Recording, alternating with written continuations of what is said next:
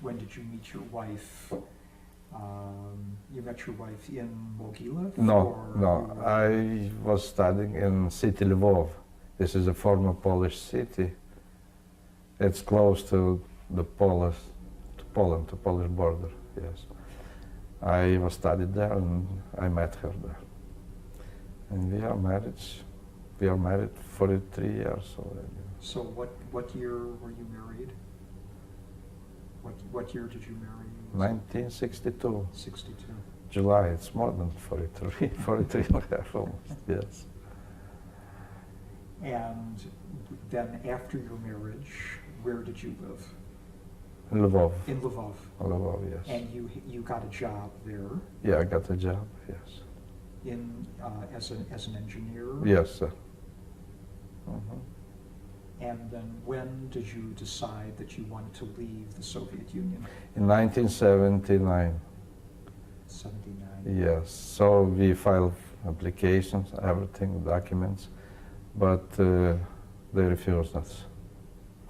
10 years we were there because the end of 1979, relationship between the United States and Soviet Union were broken because of invasion to Afghanistan, Soviets.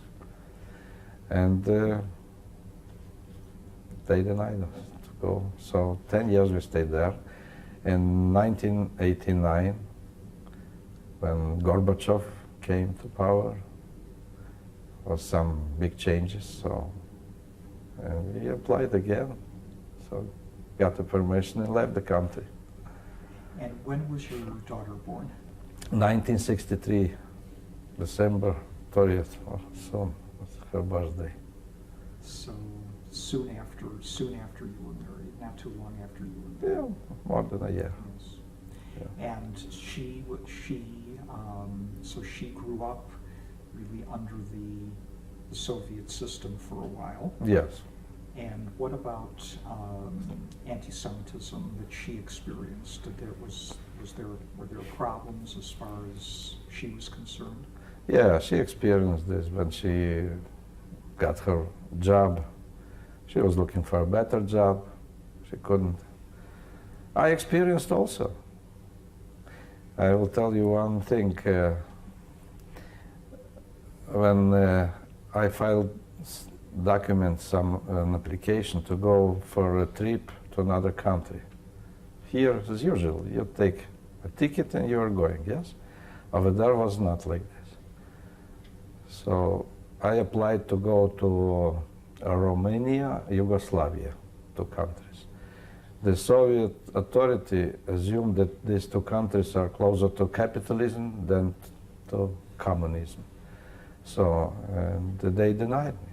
I couldn't go. When I asked for explanation, one top guy told me, you know, there's an opinion that Jewish people shouldn't go there because they're more capitalist countries. If you want, you can go somewhere else, to Poland or to Germany. I said, no, thank you. I will not go anywhere. And after you applied to leave the country, what happened then? And as far, didn't you keep your job, or did you have problems with the job after 1979? No, I was fortunate. I got a good superintendent, nice man, a Ukrainian man.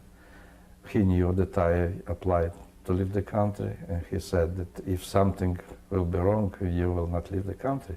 You can come back to work. I will not leave you without a piece of bread, he said. And he did it. Yes. So for those 10 years... Yeah, 10 years I was working, everything was good, yeah. And it was some attempt from the higher authority. They found out that some people who applied to leave, so they shouldn't work like a supervisor, because I worked as a supervisor. Under my supervision worked 18 laborers and 2 foremen. So they decided that I cannot work like a supervisor, because my mind is already over there. And there was some attempt to to fire me, yeah, but they failed. And this Probably man, that time God guided me also. Hmm. and this man protected you. Yes. Hmm. And then in 1989, you finally were able to leave. Hmm. And you, did you think about going to Israel? I've been in Israel. But at that time, did you think about going to Israel, or did you wanted to come to the United States? I should come to the United States because my daughter applied first, and she was in Italy already, on the way to the United States. We have only one daughter. What can I do? So I have examples right now. Our friends, they retired already, and they have only one son, two grandchildren in Australia. So they moved to Australia right now. Yes. So that's why we Go did where this. you go, where your family With the is. family, yes. Here, my sister with her family, my wife's two sisters with their families, my cousin with her family. Everybody is doing good. So thanks God. And that's why you came to Chicago, because there were relatives here. Yes, yes. Mhm. And once you came here, then what kind of work did you do? First, my first work was Yeshiva Brisk. You know, on Peterson. It was on Peterson and Sacramento. So the Jewish family service, they gave me this job as a cleaning worker. I worked there for 5 months. It was vacational service, yes, Jewish vacational service. I worked for 5 months, cleaning everything, the kitchen work, cleaning, washing floors, windows, doors, laboratories, everything I did. $4 per an hour. And then when they found out that I work good, they increased to $4.50 per an hour. And those money that I earned, I took an intensive course English language. I paid the money, went for 4 months, because I realized if you don't know the language, you cannot find a job to make life. My wife worked from the first days also. She is a beautician. Now she's a retired esthetician. 11 years she worked and she retired. I still work. And so after you learned English and Yeah. then what kind of work did you get? I work for Cook County